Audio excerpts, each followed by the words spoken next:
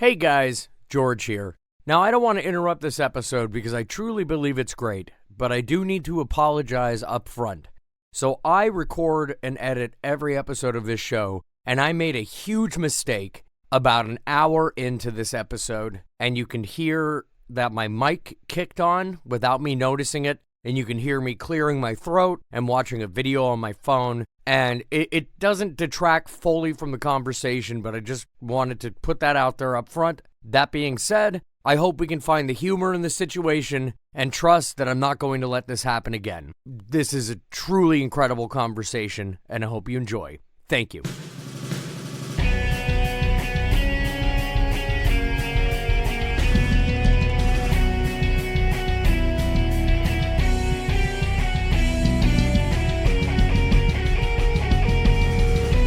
Welcome to another eerie episode of the Hallow Horror Pod, an extension of the Hallow Horror Hour.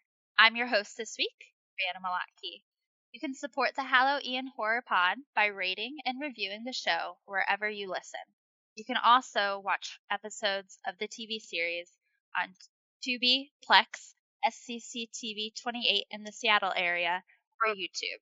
Remember to join the Patreon where you can get bonus episodes, watch-alongs, and other perks. All the links are in the description below. Today, I'm joined by some fellow horror and romance writers. First up, Erica Summers. Hello! Nice to be on the show. Thank you for having me. Yeah. We also have Heather Whol. Hello, it's excellent to meet you. Yes. And we're joined by Ruby Rains. Hello, nice to be here. Yay! So we had so much fun chatting about horror movies with romance elements on our horror and romance episode that we really wanted to do a part 2 of sorts. So instead of talking about movies, we're going to take a deep dive into the writing process and what it's like being an author who dabbles in more than one genre. So first off, I just want to dive into pen names. I know I use one for when I write contemporary, sweet and steamy. I write under Tori Fields. And so I know everyone here uses a pen name. I'd love to go around and just sort of explain what made you pick one, what you use it for, how you came up with it, all of that sort of information. So let's start off with Erica. All right. So I actually have several pen names. I write horror and a little bit of fantasy in some of our children's books, or I illustrate our children's books under my real name, Erica Summers. But for my romance, just because I didn't want my horror fans to have to sift through a lot of romance, or my romance readers to have to sift through a bunch of gory horror, I created a romance pen name, which is Odessa Alba.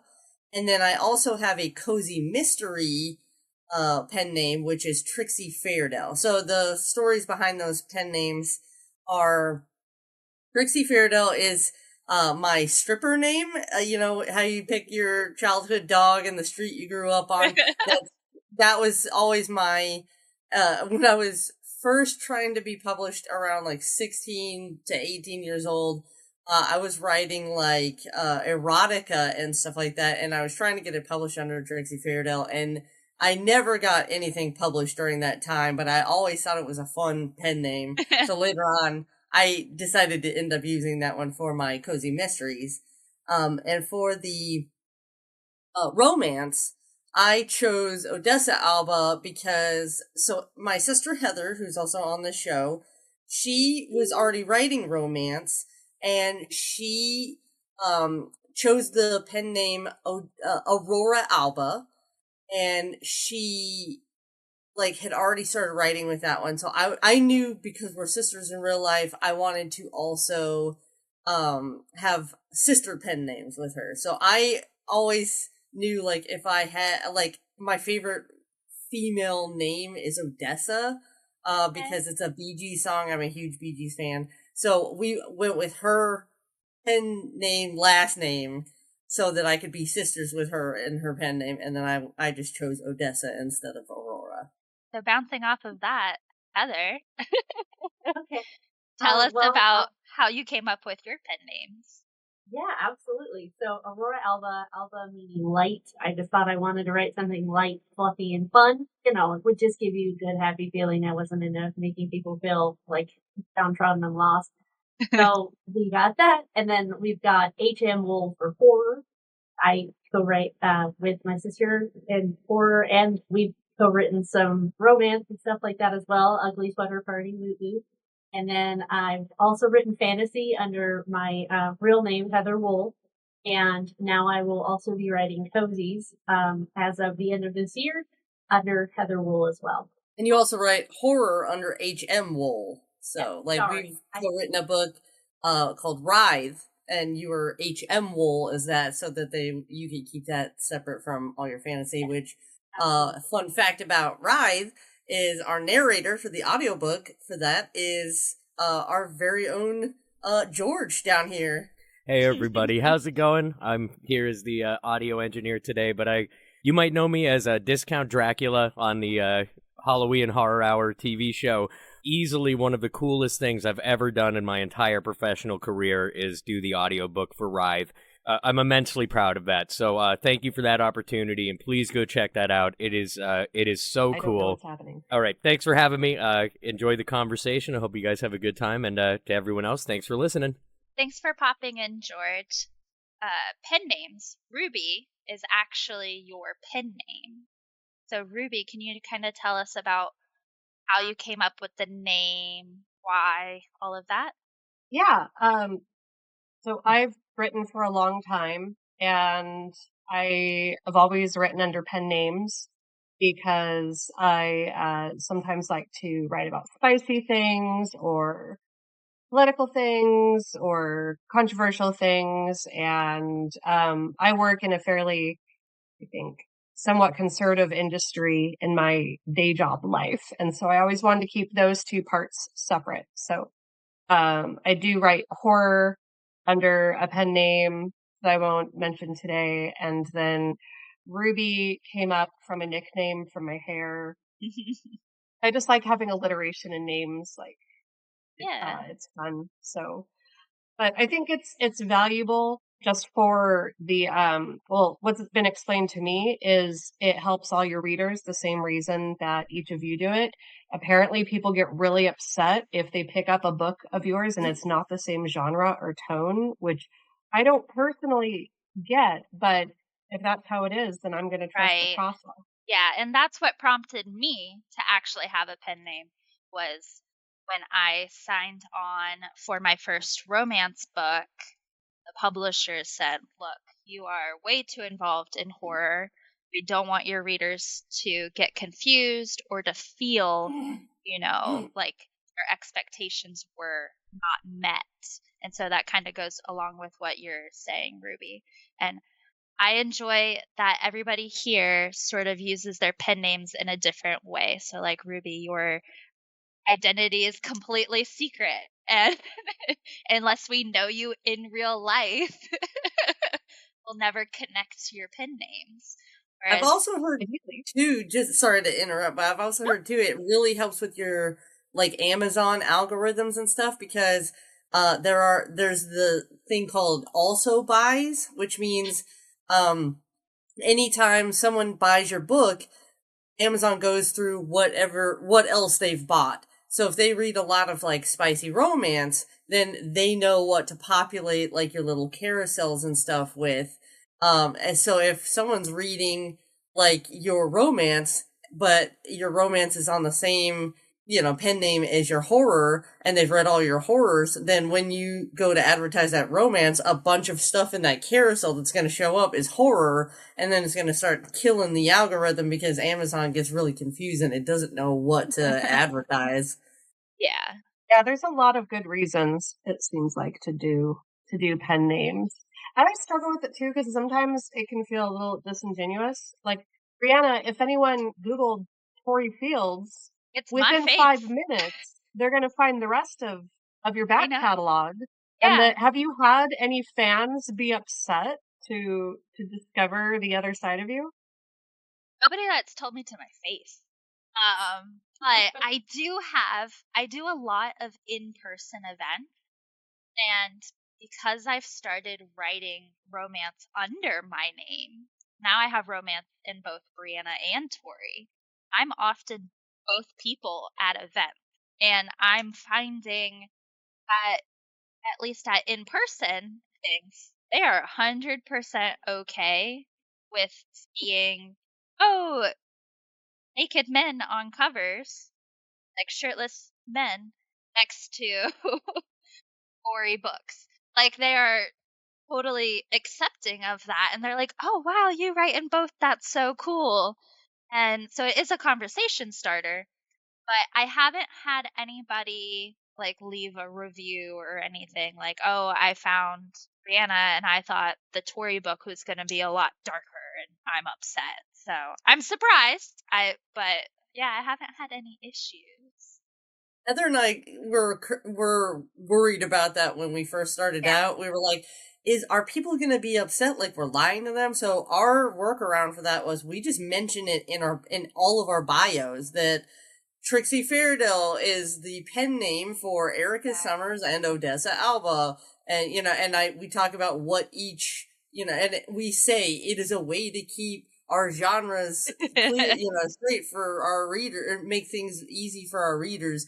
So I think the fact that we've put that in our bio from the start and been completely transparent about it, like we're not trying to dupe you.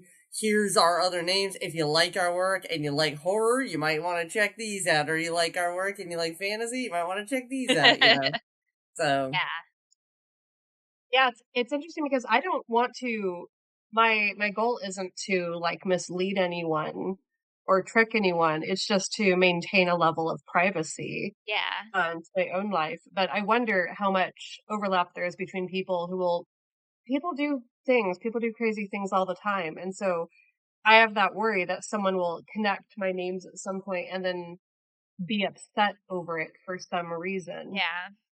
Yeah, there's always, I mean, I feel like anything you do decision-wise as an author, the pros and cons are against each other. Absolutely. And exactly. I have to argue too, it's very easy to find people like my sister and I, like we work with that sort of stuff sometimes. And I'll tell you what, there is no such thing as privacy. There really isn't. That's why I go by my first name. It's like, you know what? We've already had stalkers. We've already had this situation happen. So let's just go ahead and just try to play this as safe as possible. We don't want to give out our addresses, but at the same time, I think it's just too easy. I could find anybody's address, phone number, emails from when you were first setting up emails on any sort of background, website. So Yeah. Well, and now we've branched into international books. They have what's called an impressum, and we legally have to put an address right in every book, like at the start of every book and stuff. So, it's everything is out there. I feel like Right. I'm trying to hide it. Yeah, I feel like trying to hide it at this point is just like Yeah. not gonna work. Exactly. Yeah, I think you're right that if you search hard enough, eventually everything comes out. But I guess I just feel like I could have, make it slightly more difficult for it to just be casual information.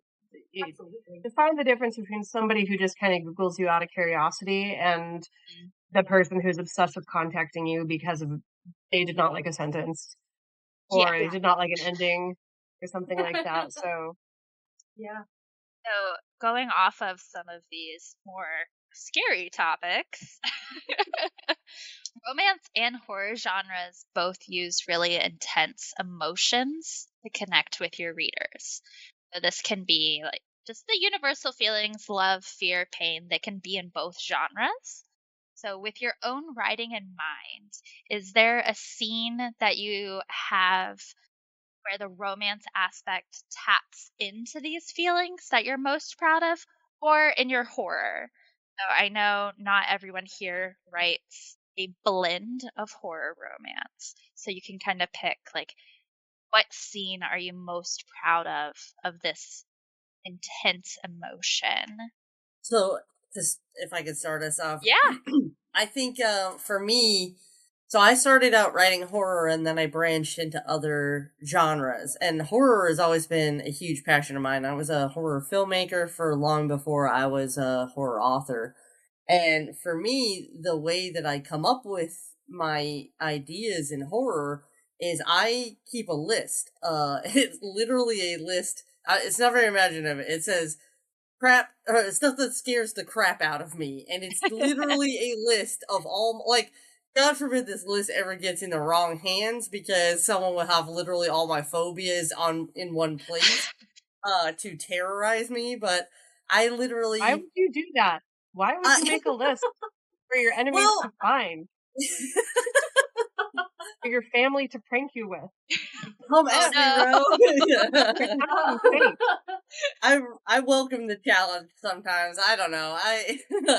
I'm a glutton for punishment, but when I try to write a short story or a novel, the first thing I do is go to that list and I think, okay, well, what haven't I written about? Like, what scares me? Because if it doesn't scare me, I can't make it scare someone else. I just can't figure out how to make it Yeah. scare someone else. So, a lot of the things that I've talked about in my horror are things that genuinely scare the hell out of me. Like for a specific example is one of the biggest like traumas of my life is my mother, and I've been very open about this. We haven't talked in almost 20 years, but she knew before I stopped talking to her that she was the source of most of my fear and misery in this world. And it really hasn't changed even after being away from her for so long. I still have nightmares that she's trying to contact me or ruin my life in different ways, like she used to back then. And I will wake up in a cold sweat over it, and it's one of those things that keeps coming back in a lot of my stories. So one of the stories in my last collection that is always the standout for everybody. Everybody's like, I loved this story and I love that story, but my favorite was, and they always say the story called Derailed, which it's a combination of two of my traumas. One was a horrific car accident in which I flew off the side of the road, got crushed upside down in my vehicle, and almost died. Like I was flattened in it. And then I was being like strangled by the seatbelt and everything. So that to me is like one of those moments I can think about it for 2 seconds and just tap right into that fear and be like, oh my God, I remember what it was like to think I'm going to die. And then so the story starts out that way, and then it ends with her have the character going through that and then having to be taken care of by her mother, who is like my mother on steroids, or our mother on steroids. And it is one of those things where people are like, oh my God, I can't imagine being in a situation like that, but it's also weirdly realistic. And it's like, yeah, this is because I think this is what would have happened in my life had I stuck around for a few more years. Like that's where everything was going. So yeah, sometimes I like to tap into stuff like that. And then in my romance, which is unlike Ruby, like mine, I keep mine very separate. And for my romance, I still have those same themes in there. Like, I have one called The Billionaire's Assistant. It's like, it's a fun, contemporary billionaire romance, poor girl, rich guy.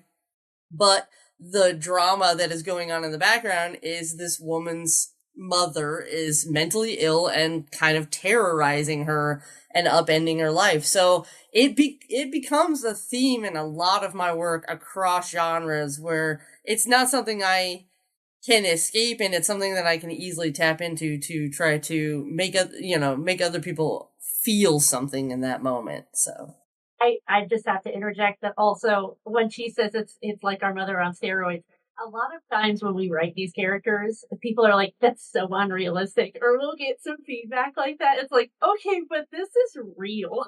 Like, I feel the same way when I write contemporary romance. A lot of my stories are insta love, and they are also a miscommunication trope. I get everybody has their don't reads because of specific tropes, but I'm like, in my personal experience, I met my partner at like an insta love moment. Like we met at something called Tuba Christmas, and we happened to be stand mates. And then we're together 16 years later. And oh, miscommunication is such a real, you read it in books and you just want to shake the characters and tell them, like, why can't you just talk to each other? But that's normal. That's actually people's real life problems. Yeah. So drawing on your personal experiences can come across as that's really unrealistic. But it's not, and it's how you can make it feel so much more intense for the reader because you're pulling from Absolutely. that. Yeah. It's Absolutely. interesting what brings out the reader's true fears, because I've also written things where somebody had come back and said, that's not realistic or that wouldn't happen. But it was something that happened. And to me, it's just when somebody says that, what I hear them saying is, I don't want to believe this can happen. And I think mothers especially hit such a sore point in society, because mothers used to be kind of, sainted, where we always had to forgive our mothers and our mothers could do no wrong. And over the last 20 or 30 years, we've had more of this resurgence of people going, no, okay, the woman gave me life, but I didn't ask to be born. And it doesn't mean that she should be forgiven for everything automatically.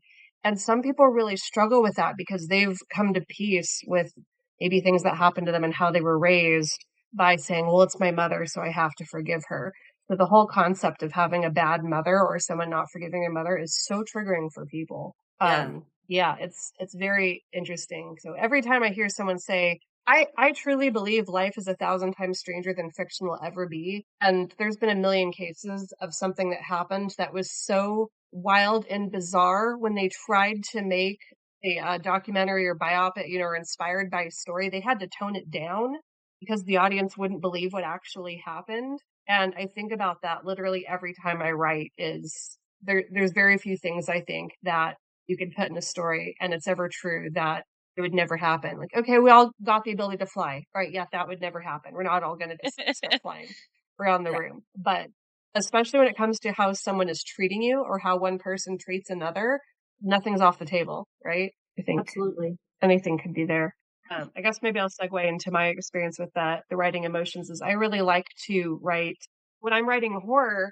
I love to write things that are deeply uncomfortable, especially emotionally uncomfortable, sometimes physically uncomfortable, and then wedge some sexuality or romance in there in a way that makes people kind of startled or like and like immediately like ramp up the discomfort for them.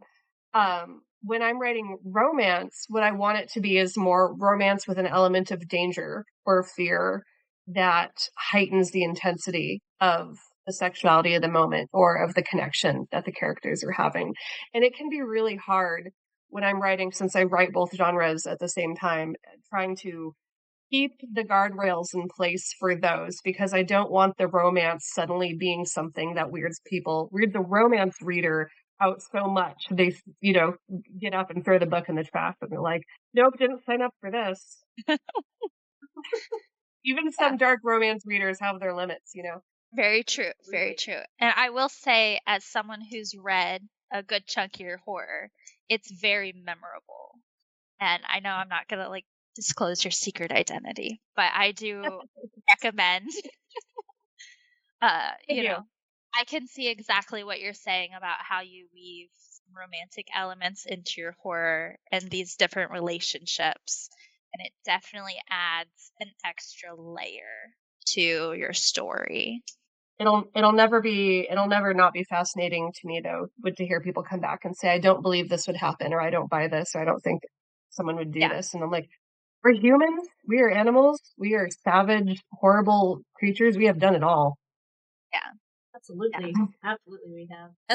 Heather has one that it's her most recent romance too, that was like extremely personal for her because of like something that was going on in her life as well. Yeah. I don't know if you want Absolutely. to talk about that one. And I sorry, I have a harder time interjecting. I love listening to people, and I have a little bit harder time jumping in. Sorry, but yes, as far as what she's talking about, it's never been announced before. It's not public knowledge, but it does not bother me that it is public knowledge. But I was diagnosed with bipolar disorder, and I wrote a story called Made in America. And it's about a woman who is diagnosed with bipolar disorder and she finds love with a really fun, interesting character who I adore. But I think that speaking about like writing your emotions, that was a very, very difficult time in my life where I was just like, does a person who struggles and can feel so unlovable be lovable? And so I was really mending and meshing that idea in my own mind where I was just trying to figure out like how to cope with that, like how to embrace that, because whether the stigma is addressed or not, there is absolutely a stigma. And even when I go to the doctor's offices, sometimes like they'll read through my meds list and they're like, "Oh, okay, bipolar," and I'm like, "Yes, bipolar. I'm the sad bipolar, not the scary bipolar." And you'll just listen to these nurses give the most uncomfortable laugh of their life, and it is so funny to me. It's like, okay, it's not. I get the stigma, but it's also not something to be afraid of. So when I wrote this story, it was very much a me finding a way to love myself and accept the love of people around me, like Erica. Erica never batted an eye. She's just like, yeah, whatever, who cares? And I'm like, yeah, that's the way it should be. Yeah. Like, it doesn't change a person. But at the same time, like, it explains some things and it allows you to tweak and adjust things to live a normal life like everybody else. But when I started really drawing on the emotion of that, Erica was like, "Okay, we gotta reel this back a little bit because it sounds really dramatized." It's like it is a very dramatic moment, though. And she goes, "I know, but it's a little bit like we could do better. We could do this better." And I'm like, "Okay," so we did, and it turned out 20 times better than I ever expected, and it was way better than I hoped. But there's that same thing you were talking about with you got to reel it back in so it sounds realistic, and it's like Yeah, it really is absolutely. realistic, even Yeah, full fledged. But it's like like I how it comes off to yeah. a reader. I never wanted to punch a doctor as hard as that one. I'm like, I don't want to hear this. Shut your face, But and it is. It was like, okay, reel it down a little bit because that's not going to portray people who do suffer with this mental illness as people that it's not going to look great on this whole group. So it's a fine balance, but that emotion really does impact you in that story, and I love writing like that. Have you had like a recent challenge that you've encountered while writing horror? With everything going on in the world, going back to, is it realistic? Oh, that's not realistic. But we see what's happening in the world. Have you sort of, while you're writing horror right now, have you been faced with some sort of challenge in the writing process? Whether it's scaling back so it's not as much or, adjusting your storyline, those sort of things. Yeah, for me, not as much of a challenge in the horror because honestly, I think horror is all about escapism. For at least for most people, it is. I know that's what I love. I'll speak for myself, and that is what I love about horror. I remember growing up, my favorite movie was Pumpkinhead. And when people would ask me, they're like, what a weird movie to pick. Like, why is that your favorite movie? I was like, out of every movie in existence, this is the one. And they're like, but why? And I was like, because no matter how bad my life gets, no matter how hard my day is, at least Pumpkinhead isn't chasing me. And like, that is my little mantra that I think to myself is like, it could be worse. Pumpkinhead could have it out for you. You could be on that list of people that need to die. And so for me, I love it could always be worseness of horror. So I guess one of my only challenges for writing horror was it's not as recent. It was my very first horror novel, Mantis, and it's very funny. It was intended to be a movie, and I wanted it to be these just kick-ass chicks that were just battling their way through a demon apocalypse and getting ready to have a showdown with the devil. And it's very funny because it's got a lot of my personal views on religion because I grew up Pentecostal, like very hardcore Pentecostal, and went far in the other direction from that, where it's like I do not do organized religion now, and so it's all of the things that I had learned over the years that the questions that I would ask, our pastors and stuff like, or Catholic priests and things like that. And it's all in the book. So like, but the fact that the book became very funny and also very religiously irreverent made it a challenge for marketing. So it's not a challenge that I've ever overcome. It's like a challenge that is still every day I look at this book and the numbers that it does and I go, where did I go wrong? Because it's nobody wants you to market a horror comedy to them. I guess that's a thing that I found out way too late in life, is that they don't actively seek horror comedy. They seek horror and they're pleasantly surprised if it's funny. And they don't want to be sold the comedy part of it, but everything that got published, it was like, you have to waste the ISBNs and everything and like go back in and completely redo everything so that there's no hint of how funny this book is. And it's one of those books that I think it's 50% horror, 50% comedy. The comedy is, you're laughing throughout this whole demon apocalypse, as bloody as it is. So that's one of those things that is just been a real challenge for me, because it's got everything. It's got a little bit of romance in it. Mm-hmm. It's got some very like sweet and heartfelt moments and stuff like that. So the few people who have ever given it a shot were like 5 stars, no problem, love this book. Why is nobody talking about it? Like, it's the number one comment that I get at conventions is people coming up to me, pointing at that book and saying, why is no one talking about this? It's so good. And it's like, I just can't get anyone to take a chance on it. So that's been my horror challenge for sure. Yeah. And as far as romance, I wrote a age gap billionaire romance, called Rumspringa. And the age gap, like, at the time I was like, oh, this is going to be so hot because it's so taboo. And it's like, she's just barely legal and like all this stuff. And now we're 2 years later, we're in a very different climate for what guys should be going for barely legal girls and especially billionaires. And I'm like, sometimes I'm like, oh, I did, like, if I'd have had a crystal ball, like, I would have made that age gap very different, but, it is necessary for this particular story because the character is Amish and they have different rules. They're out of school by age 14. They're usually having children by age 16, or they're getting married and getting ready to have children. And so it's one of those things where it's like, this girl is legal, but she's like, it's, looking back at it now, it's like, oh God, like, he's just another billionaire that likes him young. And there are some regrets there. I stand by the book. I do love the book, but yeah, that was a challenge that I won't. Yeah. It's tricky. Yep. It's tricky.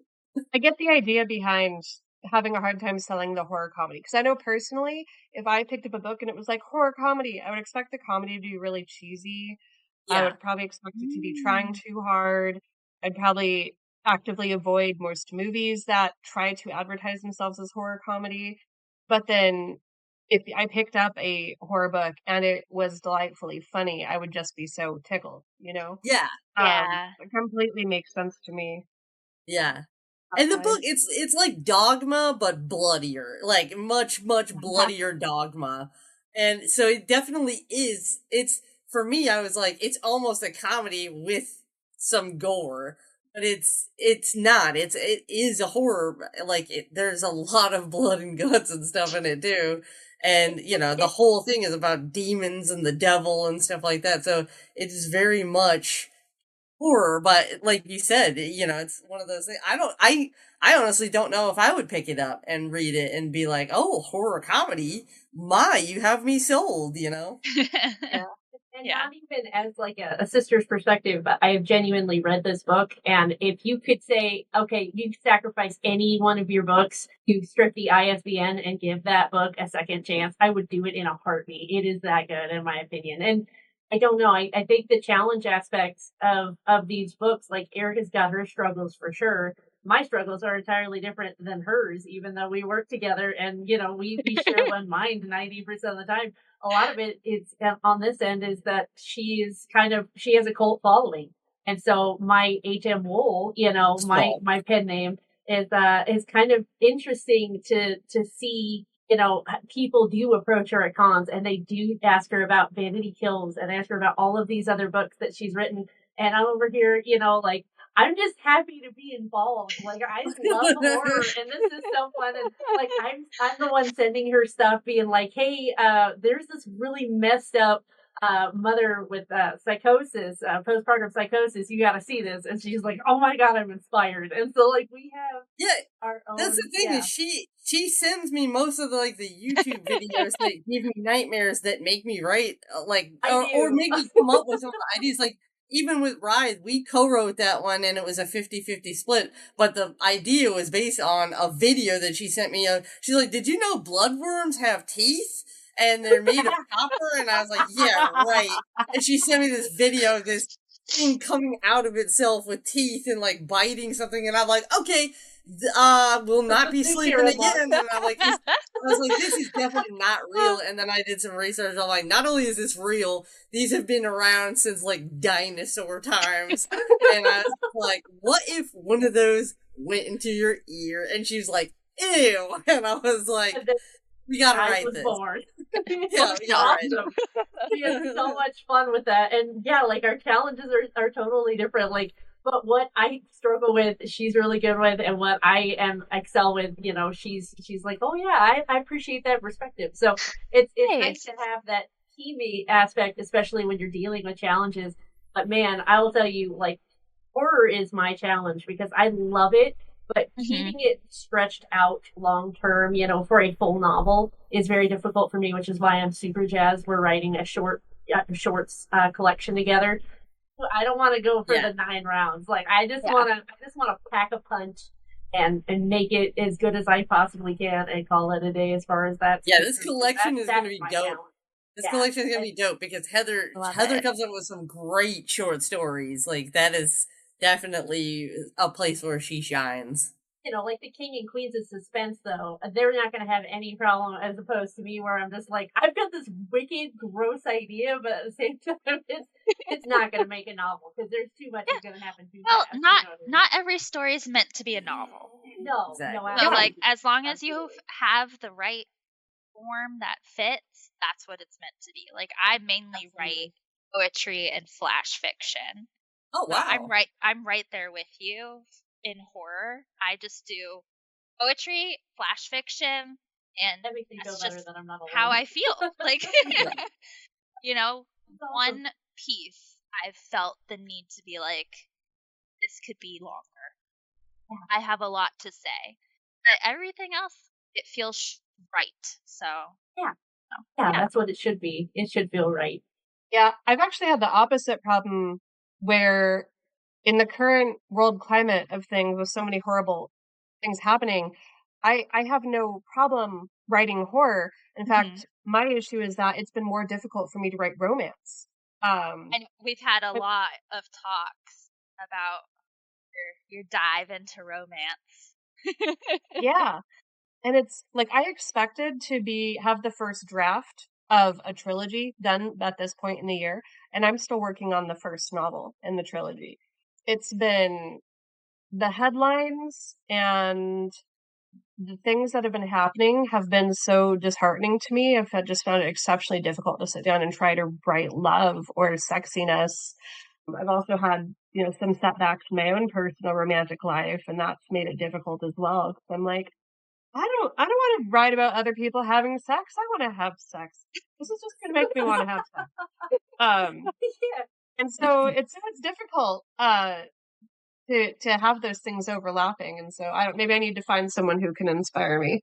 I feel the same way about I feel the same way about hope, though. What you were just saying about, like, when you read the headlines, I'm like, I don't want to be showing these people having hope that their whole future is rosy. Like, I feel like I'm gonna die soon. Like, what is going? Like, this country's Yes, going to I'm hell. I'm terrified for some of my friends. I'm terrified for different communities. That there's so many layers to it. An author, I don't know if you know her, Brianna, and I know her, Tamara Selman. She's told me she's focused on writing hope core, or was it hope punk, maybe? Where she's going through a moment where she just needs to create hope in the world to be a beacon for people. And she's also, because of her family and friends, personally affected by a lot of the crazy things that are going on. And so she's like, the world is scary enough. We need to have more hope. And maybe if I can get over myself, maybe I can do that with romance. Say the world is bad enough. I'm just going to make romance where there is none, and put that out there. But we'll see. That's where I'm at. It's like the world needs more sunshine. It really does. I know that nobody wants to be that guy right now. Everybody wants to be serious, but at the same time, it's like the world needs more ha-has and sunshine and sex. We don't need Debbie Downer, but we do need some gore, like Erica said, because it is a much needed departure. Where it's just like, at least we're not getting chased by pumpkin heads. So you know what? I'll wear I'll take it. Well, kind on a of, t-shirt. since you brought up the sexy bits of writing, when you are incorporating sex into your romance or even your non-romance books, right? Because there can always be romantic elements, there can always be sexual relationships. I guess for the writing process, do you write everything else first and come back to the sex scenes? Do you just steamroll through the whole story beginning to end? Like, do you hop around? This is sort of more about just you as a writer sort of question, but I'd love to kind of see how everyone does it. For me personally, in my romance books, I would say 90% of the time I skip it and I come back and I'm like, I need to kind of realize how my main character's relationship pans out and what sort of becomes most important to them and how can I incorporate those feelings into that moment. So I'm often just, chapter 4, sex scene. Chapter 5, morning after. Like, let's just skip it and we'll come back. So You're I'm just like curious. fornication in brackets. Yeah. The sex occurs. I leave myself little notes and it'll just be bold and highlighted and it'll say, find a different word for dick. Yeah. Like, you're just like, blowjob. Like, there you go, blowjob. I want X, Y, and Z to happen. We'll figure it out. I read a really good book when I was first starting out writing romance. And it was like, if I took one thing away from this book, it was that characters always should be needing something in romance, and by the end, that is the thing that they should have found. And everything that they do should be informed by that one need that they truly have. So if you choose your character's need, and it's different, it needs to be different, obviously. Obviously, you can't just say they need love, or they need a companion, because that's the whole reason you're writing it. It's like, what do they really need? A sense of purpose, or do they need a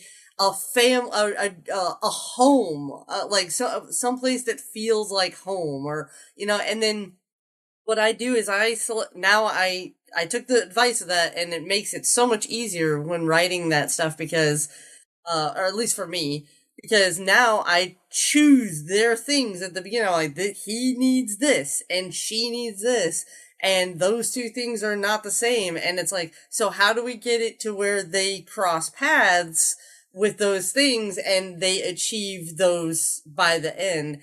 And so I'm more linear and I look at that same need every scene that I write. I write it and I'm like, does this express in any way that he needs to feel like he has a home, or that he needs to feel like his family is being repaired, or like whatever need that he has, he needs to feel like he's going to be a father one day. Does this express his anxieties about not being a father in time, or never being a father, and then every scene has to, even the sex scenes for me. And I found, like, as long as I'm trying to figure out the answer to their problem a little bit all along the way, that those sex scenes, they're not just like a fun, for me, they're not just like a fun thing that I can go back and throw in. It is the major plot points that I'm working up to be like, how does this act of sex bring them together in this, for these needs, so that it's not just gratuitous. And like, cause I mean, I could write a reverse harem, and like, I could probably write a reverse harem in a 3-day weekend just because it's the sex scenes. But in a romance, I want them to like mean something. I don't want them to just be like smut, like, as much as I love smut, and I'm not looking down on that, but yeah. So for me, it's linear. I just go straight. I'm like, I'm writing the rest of it so I can get to those moments of the book, and I'm like, this is what it's all been for, We co-write together, but we co-write romance. Like, okay, yeah, I'm gonna leave the sex scene for you. And she's like, yes, I love that. She's great like that. She's like, hey, this one's for you. Write a blowjob. Like, I got you, girl. You got me. It sounds like your motivation is kind of character development driven more than anything. Very, even in my horror as well. Everything is a little less about the plot and a little more about the characters and their dynamics and stuff like that. And I think that the following that I've started amassing is the kind of people who like really appreciate that. And I get the feedback from that, like at the conventions and stuff like that, and it always warms my heart, because I'm like, I want to create a character that sticks with you. I can really, the plot, it should be fun, but it should be the characters that like, are with you long afterwards. So, and I love that in romance too. And I have to go straight through like you, where I'm a plotter, so I usually map it all out. I have like a Post-it note or a spreadsheet, and I'm like, have all the key moments for romance, like where the sex scenes are going to be and how intense they are and all that. And then I just go through from beginning and end. And I found in my own writing journey that focusing more on character development is one of the areas I've needed to grow in. Like, I can tell a story. I can tell a memorable story as far as the plot points. I can write good dialogue, but sometimes the characters themselves will feel a little two-dimensional with some of the feedback I've gotten, because I don't always think to incorporate those very specific development moments. And so it's funny how, like, writing alone is a skill. It's actually these many different parts of being able to tell a coherent story, have good dialogue, have good character development, have a story that is interesting in and of itself. And all these things have to be balanced and woven together. Yeah. Have something worth reading. Absolutely. Yes. God, it sounds like you need an Erica in your life. It really does. But if there is a part of my story that is lacking, she will not hesitate to rip my ass. Like, all right, I'll rip it girl. apart. I'll shred it. But I'll build it back up with you, like, Well, maybe I'll end up critique partners with you too sometime. There you go. I'm brutal, but it's not to be cruel. It's like, it's one person's perspective, but, I do think that it is, like, with some of the stuff when Heather was first starting out, giving her that feedback, I know some of it would just absolutely crush her, but she, like, took it with a smile and was like, okay, thank you, may I have another? And I was like, absolutely, they're unlimited. I will keep tearing you new one the whole time, because it's what I live for.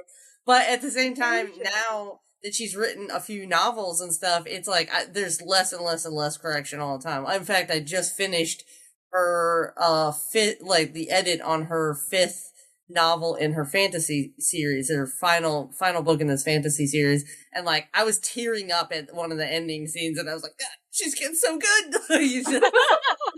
Oh. Get me right in the heart, right in the feelers. I'm honored, man. I will always try. I take that stuff like fertilizer. I really do. Draw from that every time. Well, you brought up critiques, and I know Ruby and I have had a lot of conversations about, finding good critique partners and good groups and everything. And so, kind of bouncing off of that idea, I know that Ruby's been starting a horror collective, and I know the two of you run a small press. And so building these little communities, right, is really what I've seen in the writing community of successful writers, is that they found these little bits of community. But I would love to kind of hear, first from Ruby about your horror collective, that you're just, you can leave it as vague as you'd like to keep your identity a secret. And then I'd love to hear, Erica and Heather, sort of why you started a small press, how it's going, how you feel about indie presses being on the rise in horror and all of that. Yeah, so I, under my horror name, self-published a few stories, and it's something that I think you either pick up as a skill set or you don't. And I know a lot of people who self-publish, they learn the ins and outs of it enough often to be like, hey, maybe I should start a small press. Maybe I should help other people do this. And a lot of people do. And I think we see a lot of small presses pop up by someone who sometimes people who aren't fully ready to take on the commitment of what that means. And so you'll see like, oh, new press, anthology calls, and then like a year later, they completely disappear. And so when I was, taking my blows and learning the ins and outs of it, I started thinking like, I don't necessarily want to be a press, but I would love to have a very cultivated community of like-minded people where we are helping each other with this stuff. And if somebody's not a self-published author, there's still ways we can help by doing critiques or helping even with the, if you're writing a letter to an agent, if you're, trying to write a blurb, if you want feedback on your cover art. These are things that sometimes you just need help with. And if you don't have an agent or a publishing house already lined up, where do you get the help? There's always people willing to sell you help. And sometimes it's worth it. Sometimes it's not. My very first experience hiring an editor was not great. They gave me very little feedback. They charged me $400. It was, it was not fantastic. And, I was like, I'd really just love to have a group of people who are either like horror or horror adjacent, so we all understand the genre, helping each other out. And so I started trying to form the idea of a horror artist. I originally started authors, but now it's like artists, because I'm like, there could be book cover designers, there could be different types of horror artists out there, or editing could be considered an art in and of itself. I just wanted it to be more open. And so started trying to build this idea of a collective together where we all kind of chip in to help each other out, possibly find some ways to share, I don't know, like web hosting or email services so that everyone saves money on that. And so it wouldn't be like a press, but it would just be more kind of a, I don't know, socialist style group of people all taking care of each other. And it's gone nowhere, unfortunately, because everyone's so busy and life gets so hectic. So that's been the other, I think, more difficult part of it is there's talented people, there's people who have time, and there's people who can fulfill an obligation. And it's so finding someone with all three of those things can be difficult. I know I had some bummer experiences earlier in my writing career where I would try to share critiques with people, be critique partners, and I would work really hard to give them feedback, and I would get very minimal or no feedback in return. And that was my other goal with trying to have a collective, is that we'd be beholden to each other. It wouldn't just be someone trying to dip in, use everyone, and then dip out really quick. Right. Yeah.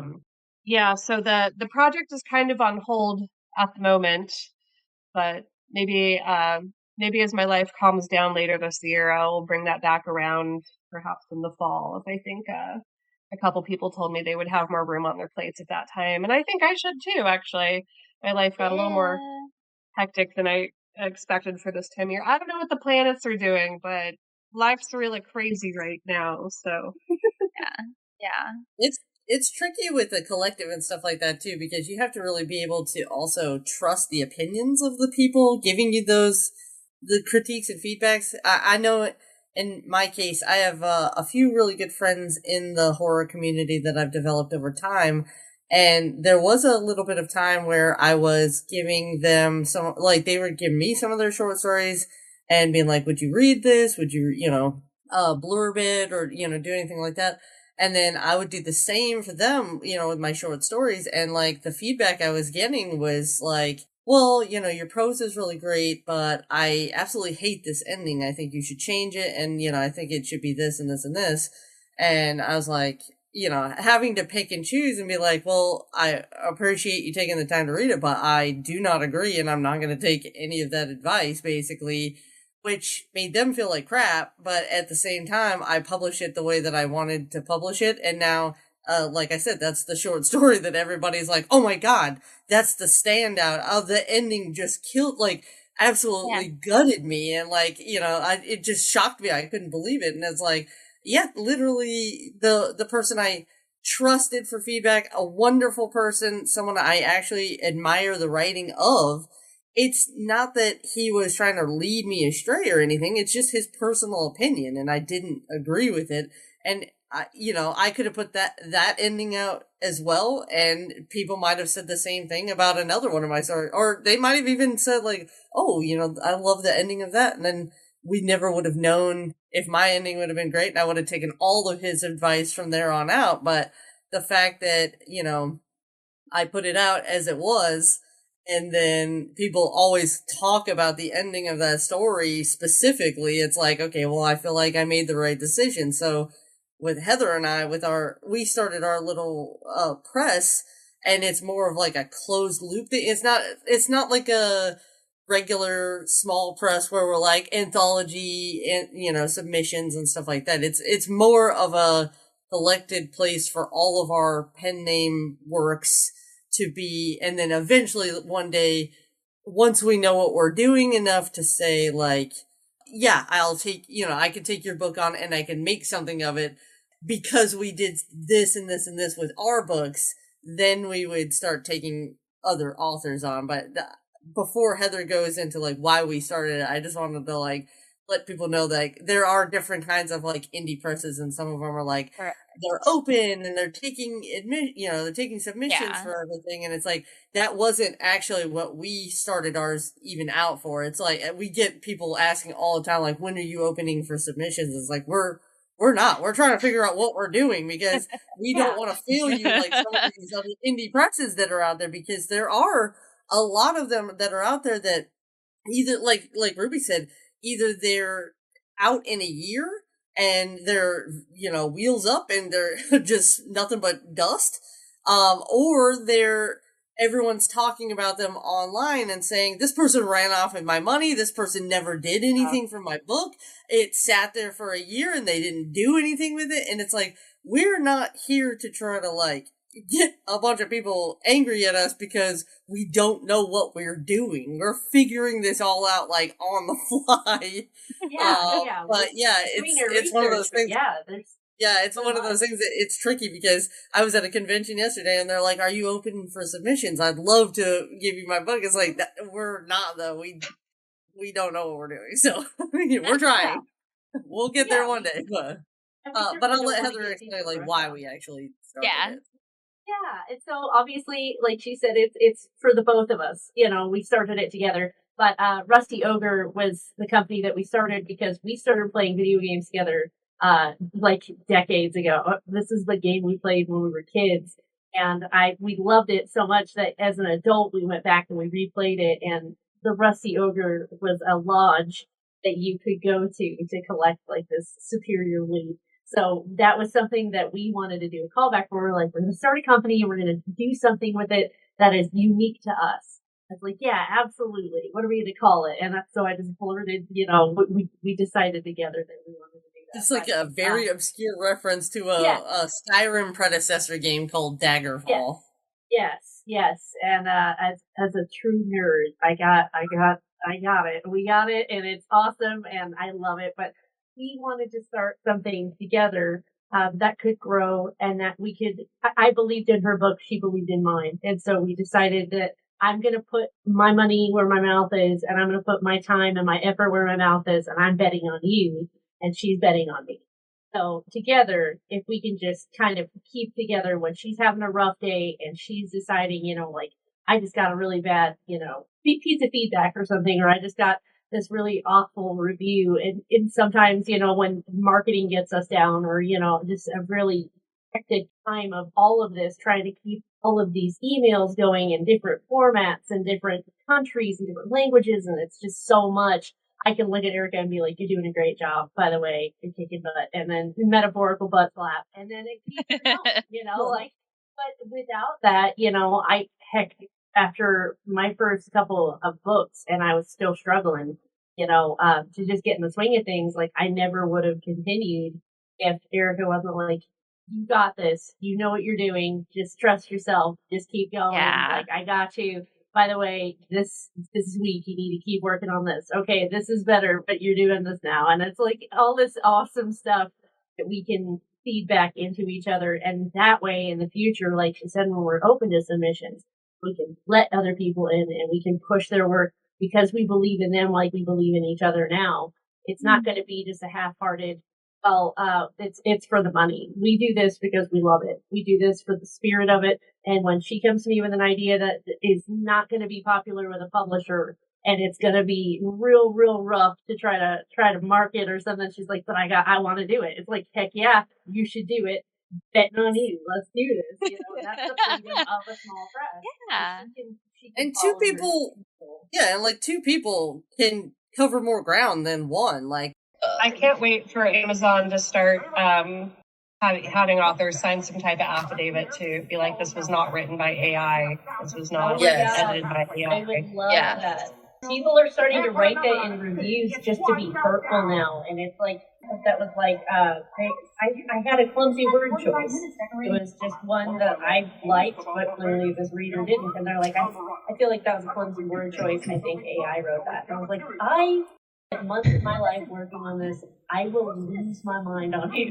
Get out of here. Yeah. No, I've been paranoid about that too, of getting that accusation. It's awful.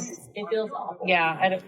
Nobody's said anything like that to me yet. And I'm like, I don't know if that means my stuff is bad enough. Like, people like, obviously a human wrote this. Yeah, I have had people ask why I'm still trying to write when AI can just write books now. And I know, I've heard that too. Or, yeah. give you prompts, or it can give you prompts or whatever. It's like, you're missing the point of what we're trying to do here, but okay. Yeah, because, I mean, for a lot of us, there's artistic expression. We're driven to share a story. I enjoy the idea of entertaining people, right? Like, that's kind of what I hope to get out of a lot of it, is bring somebody some break from reality, give them a little escapism. Like, if you're writing solely to make money, I think that takes away a lot of the heart of what we do. It's also unrealistic. You don't become a billionaire from books. I mean, it's possible, but it's pretty unlikely. And I like to believe that there will be a market. There's already an emerging market for people want art created by humans, not AI. I know there's a whole convention in Virginia right now that they were ejecting people's applications if any of their books were written, even with an AI like cover or anything like that. Yeah. And like then there became an argument of like some of these people were fighting back and saying it's not AI, and you're accusing it of being AI, but you have no proof that it's AI. And it's like proof.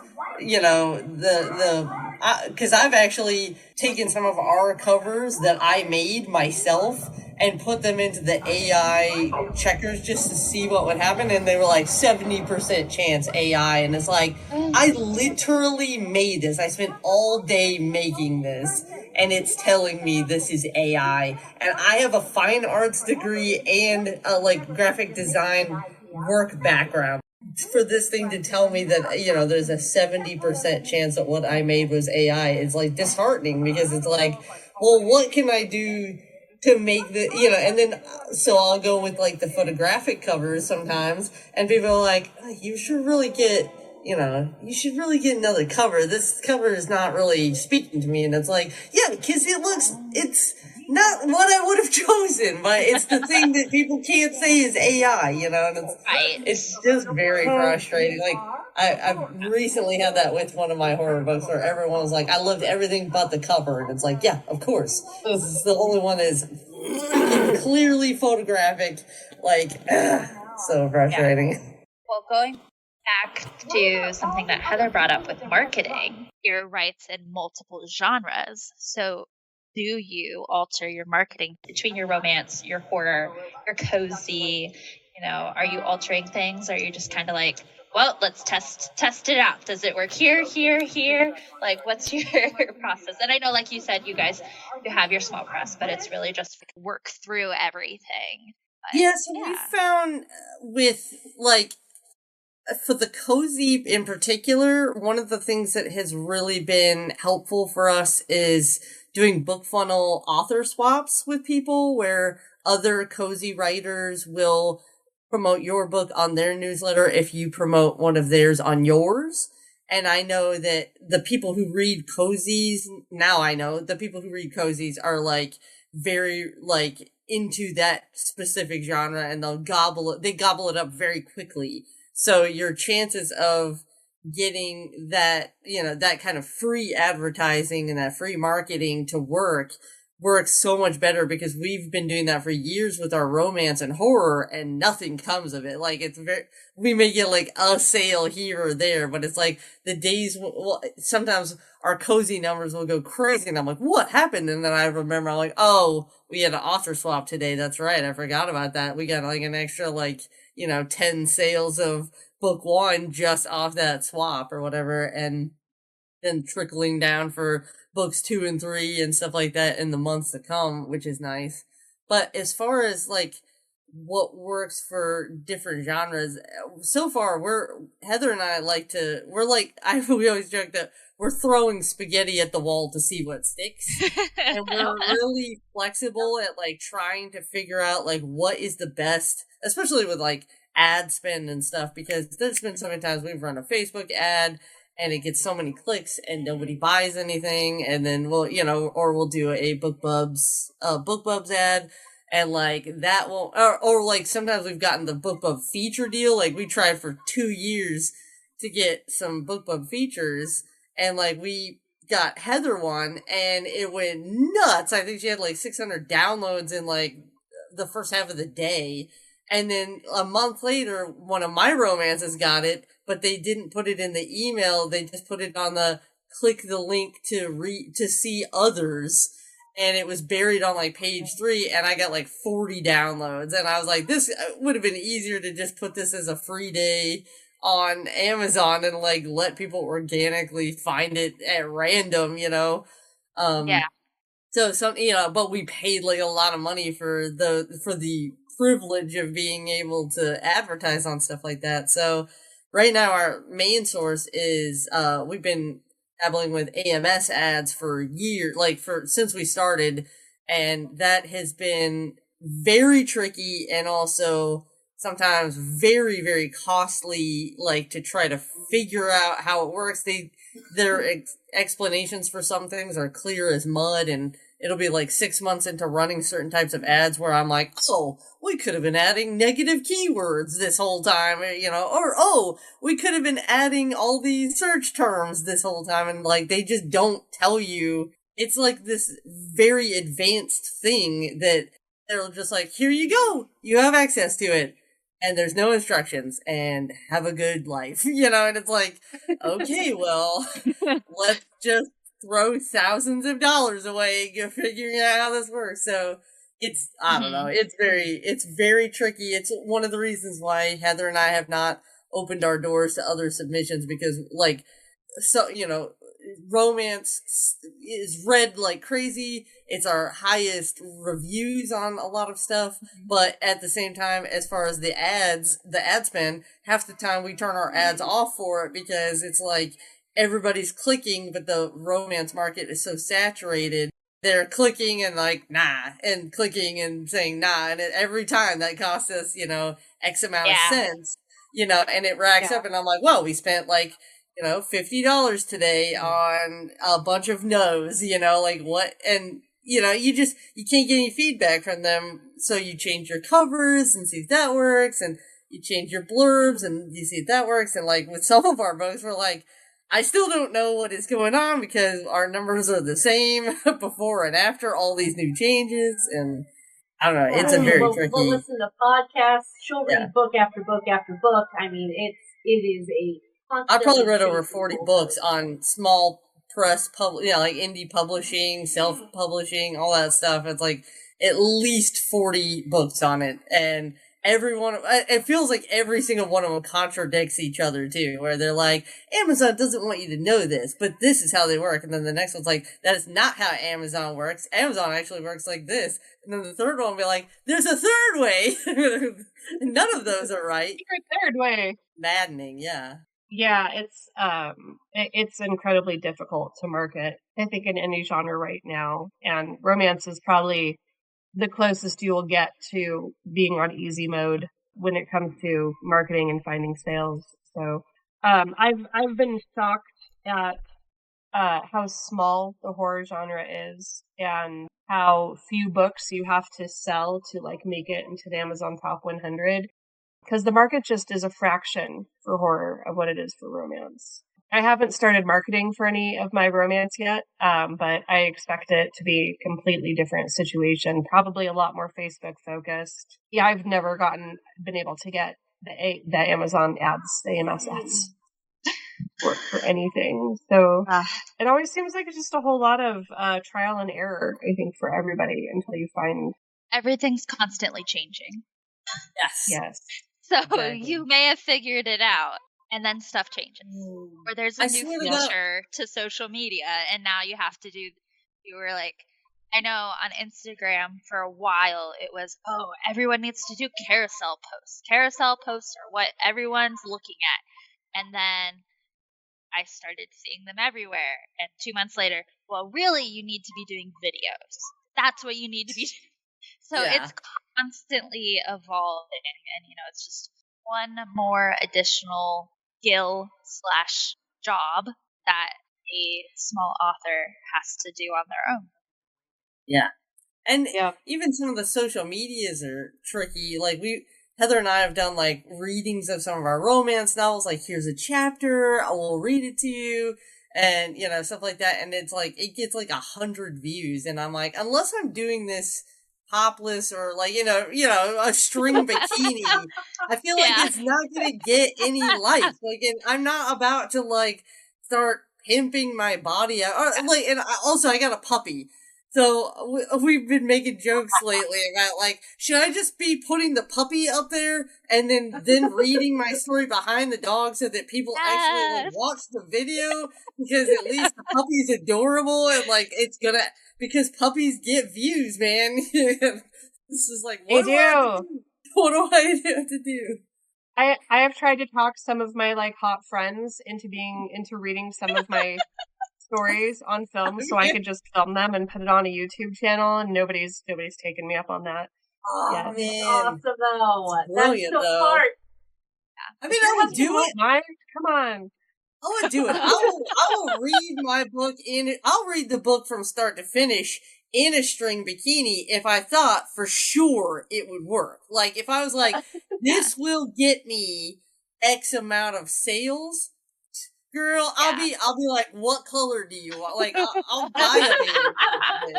Like, I'm not above it. I just want to know for sure it's going to work, because the alternative is me there on TikTok permanently putting videos out there where I just look like a fool and nobody reads my stuff, and now I look like the biggest cash grabbing idiot, so that's my thing. I'm not afraid to look like an idiot, but I need to know there's going to be firm results. Gotta pay off. Better pay if I'm going to look this stupid. Yes. If you're writing romance too, the primary readers are women. Maybe we just need to get a hot guy to do this. Yeah. Maybe we all just need to chip in on a male model or something. Yes. Whatever they call themselves days, and I'll have them pay my read their boyfriend stories Skittles. holding a puppy. Yeah. Holding a puppy. Puppy holding, Holding the- yes. He'll have a puppy in one arm, the book in the other. Maybe there'll be like a bottle of wine with an empty glass sitting next to him, so it's inviting to Inviting. Yeah. the reader. Yes. What woman could resist, right? What straight woman could That's resist, genius. especially if she's a romance reader? That's smart. I watch a lot of videos on TikTok of that guy who spanks the bread and like massages the fruits. I Like know real. who you're talking about. yeah, Yeah. you know, it's like very erotic the way he makes food. And they're and so funny though.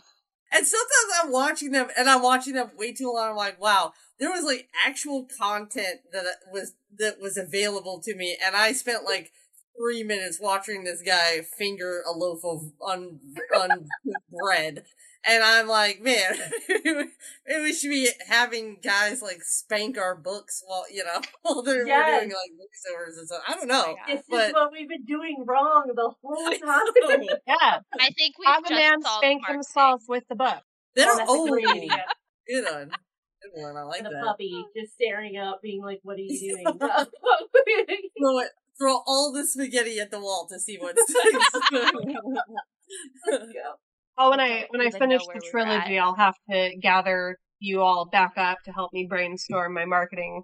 That And sounds great. because I think we're Let's onto go. something. Yes.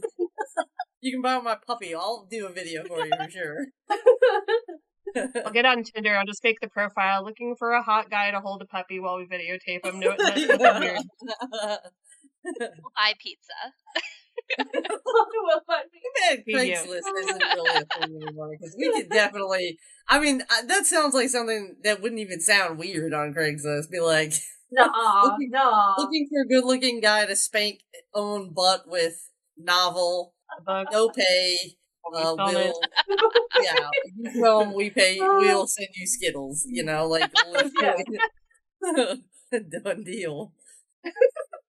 Brianna needs to I can't. compose herself. I'm just like going in my head, like, this is actually really practical, and It you is. could do blah, blah, blah, blah, blah.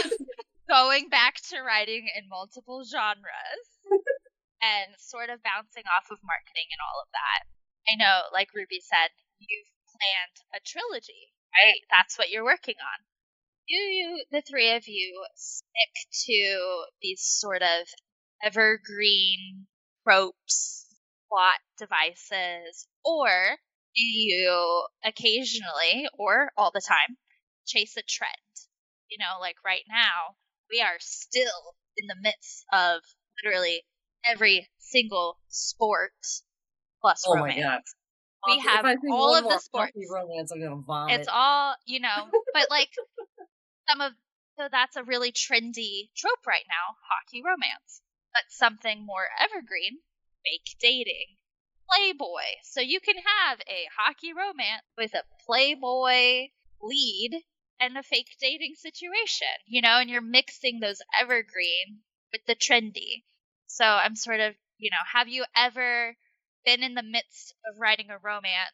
There's a trend popping up, and you are, oh my gosh, I could add this in. Or, how do you kind of approach both of those? Heather and I are a little bit different on this subject, where I'm a little bit more of a trend chaser, because I'm just Okay. like, I feel like everything is on a timer, where it's like, oh god, we gotta get on this before it's down. But I also feel like I'm an unlucky person, and I'm always late to the party, and I Okay. hear about stuff. I'm not ahead of the trends. And that's my problem, is I'm literally catching the butt end of everything. And so, like, here, for example, like, my romance series is the New England Billionaires series, which I feel like billionaires were such a hot thing when I first, when I was reading about it and doing all this research, and I was, like, trying to figure out what series would do the best, and everyone was, like, talking about how hot billionaires were, and it was, like, I didn't realize I was catching it on such a downslope. And then also now, 2 years later, we'd be chanting "Eat the Rich" again in politics, and like everyone's like down with billionaires, tax them out of existence, which I personally agree with, but now I'm stuck writing the rest of this billionaire series because I'm committed to it, and it's like, it's a tricky thing to try to navigate because it's like, who's gonna buy this? Who wants to read about billionaires right now? We're reading about enough of them on Epstein Island and stuff, and it's like, oh god, what have I done? But Heather is a lot more. I'll let her tell you, but she's a lot more. I would say, I'm a lot more evergreen. I'm a lot more. This is what people are looking for. This is what people know to look for, but also add a dash of, something that's trending, something that's new, something that's fresh. Because I can honestly say, in my humble opinion, and it is just my opinion, but that the trend jumping or trend hopping is great, but it is like seasoning. You can't make a meal out of it, in my opinion. You gotta have something a little more substantial. You gotta have the evergreen dose in there. Yeah. But that's just, again, my opinion. But yeah, that's my theory. You gotta have both. I can't write to market, if you paid me, haha. I can only write what I'm inspired by. Even romance has been pushing myself a little bit because I would not say I'm naturally a romance writer, but I did some more romantic things with my horror and thought, maybe I want to try this out and just see how it feels. And so that was the plan. And I could only come up with a story that was exciting to me and would have things that I found romantic and sexy. And if those happen to fit into the current trends by the time I'm ready to publish, then yay. But I doubt they will. And the thing about books, too, is they never go away unless you take them down, right? So, and I've heard of this happening with other authors. It doesn't happen all the time, but you have your back catalog, you have your stories up, maybe for several years, even 5 years. Nobody really notices it. And then one day it hits with the right person and takes off. So that's why it's important just to, I think, rather than time the market or write to trends, just make the most beautiful thing you can do that you can write that speaks to you and just put it out there. And when its time comes, its time will come. Hopefully you're still alive when that happens. Absolutely. Right. Yes. Is there any sort of trope or situation, right, that you do not enjoy as a reader and you are not going to ever include it in your books? Or opposite of that, something you really don't enjoy as a reader, but it found perfect way. Yeah, for me, there's a lot more that I wouldn't do, because I don't enjoy reading them, and as trend chasey as I am in romance and try to always push Heather into romantasy instead of just straight fantasy and stuff. Because I'm always oh, look how popular it is. But with my horror, it's all the tropes that people tell me that they want. I'm that's great. I'm never gonna do that though. It's ghosts. Yeah. They want ghosts. They want zombies. They want they want sexy vampires and werewolves. And I'm I'll freaking kill myself if I have to write any of those. I'm violently opposed to all of those things. I don't read them. I don't want to read them. I don't want to write them. And I'm sorry. I know you really want that for me. It would probably sell like hotcakes, and I just don't care. And then for romance, there's a few tropes too, where I'm I don't like reading it, and I don't know how to write it because it's I'm Heather will tell you, second chance romance is the one that I like. That's my kind of hard line where I'm I don't get it. It's either their miscommunication was so dumb in the first place that they should have never broken up, which happens, but it's less rare than he cheated on me and you should have been gone. You should have left him. Or it's there's something actually insurmountable that they broke up over, and you have to suddenly convince them in 300 pages or whatever that this person is never going to do that thing again, which many of us women know that the zebras do not change their stripes. They will do this again. they've not recuperated from their, idiocy. Yeah. So it's one of those, there's definitely tropes where I'm like, ew, no. But then there are tropes where I'm curious, where I would love to try them. Like, reverse harem is one that always speaks to me because I love reading it. The only thing I don't love about it is that, like, to be a traditional reverse harem, all of the parties involved are supposed to be in a relationship together by the end. Like, there's supposed to be this one large happy family by the end. Right. And I get the group sex part. I'm like, I'm here for it. I'm all about it. Like, show me those 3-somes, 4-somes, 6-somes, whatever. I'm here for it. And the second that those stop and you start being like, you should all just get a mansion together and live, and you can all take care of the baby. And it's like, no man is gonna go for that. Like, there's probably like 0.0001% of men on this earth that are like, you know what? I would love to share you with 4 of my best friends forever and ever and ever, and no harm can ever come of this. Let's do it. Like, so for me, it's like, I love reading them, and I know I could crush one of those things because I love writing sex scenes. It's just the romance part of it where I'm like, how the hell do I make this work in a way that even I would be like, okay, at least it's plausible. I can't get over that hurdle. So going back to what we talked about earlier, of that I don't think that any action or thing a person could say is truly unbelievable because people can be so horrible. In the same way, when it comes to sex, at least being in the Seattle area, I have known many people in poly relationships and have had 2 separate conversations with men who want nothing more than to see their female partner in like a gangbang situation. So, Really? if you can imagine it, in a gangbang or in a relationship with the gangbanger. That's the thing. I know a lot of guys who are like, oh, it'd be so hot to watch these 5 guys run a train on you. But it's like, do they want you to date all 5 of them and them? Like, that's some of them do. Yeah. And some of them want to date the other men as well. Some of them want a whole holistic. It's that small percentage. Yeah. What a beautiful world we live in. I will recommend a book. I read it and I was like, this might be most realistic, muddy, but 4 men, right, want to share. Okay. It's called Tangled and Tinsel. Tangled and Tinsel. Oh, I've heard of that one. I haven't read it all yet. of the reviews are either loved it, so good, or there's no plot. And I'm like, did you read the back of the book? It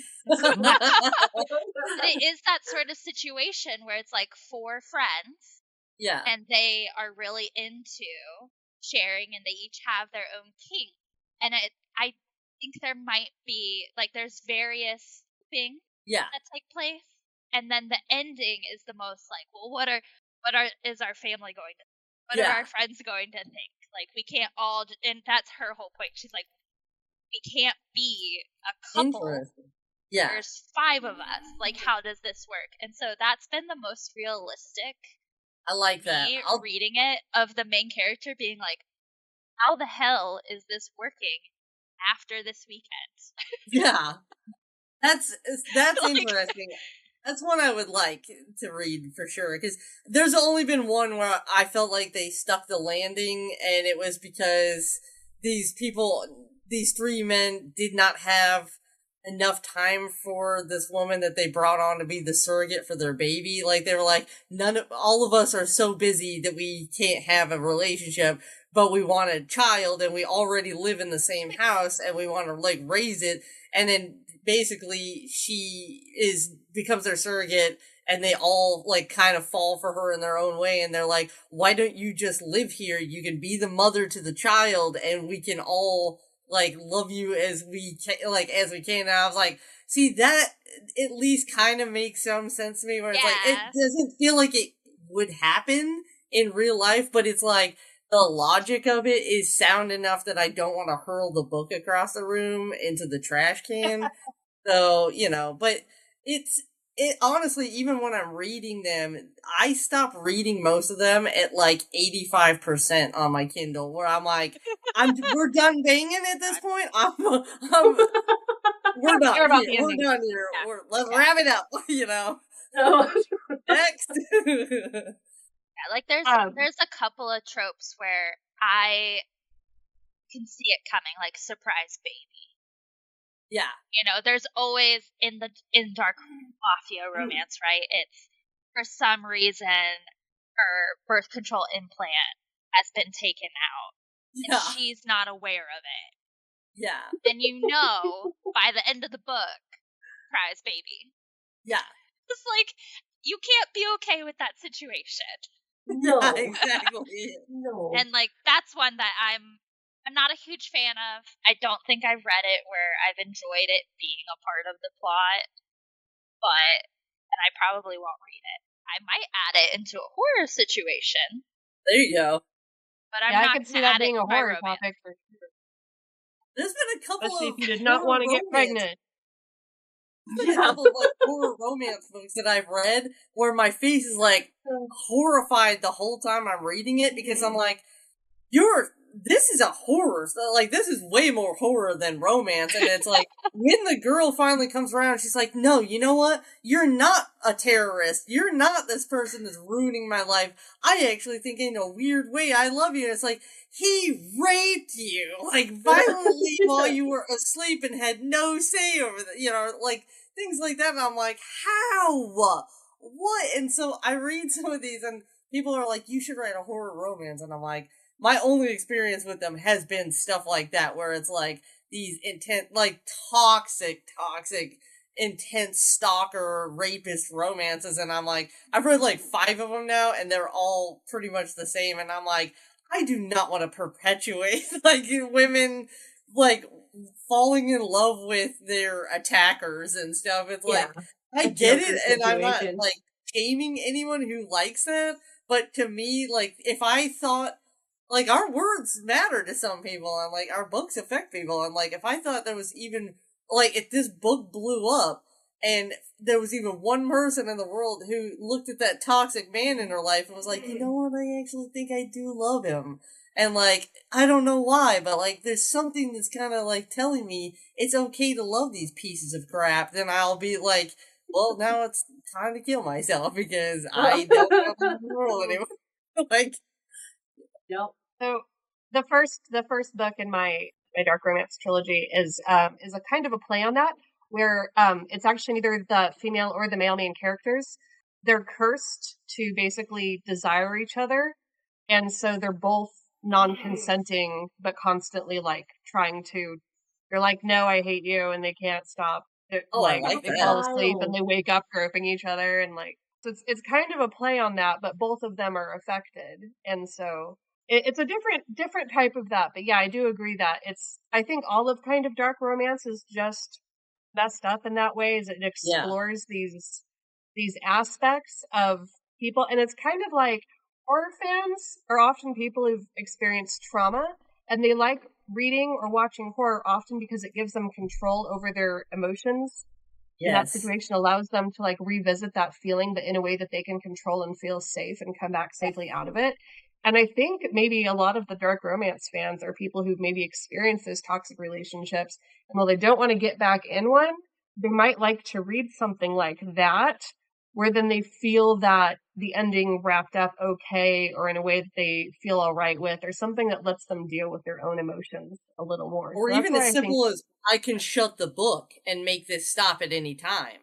And then I can pick it back up again if I want, and I have the control over when I stop this feeling. And like maybe that's similar to like watching a horror movie, being able to stop it. Yeah, I could totally see maybe somebody who's been a victim of coercive control or coercive abuse or something like that, wanting to read it for that reason, that they could close the book at any time and give them a feeling of empowerment they didn't have while being stuck in their own relationship. I don't like to write killing kids. I have kids, and so that always feels too icky for me.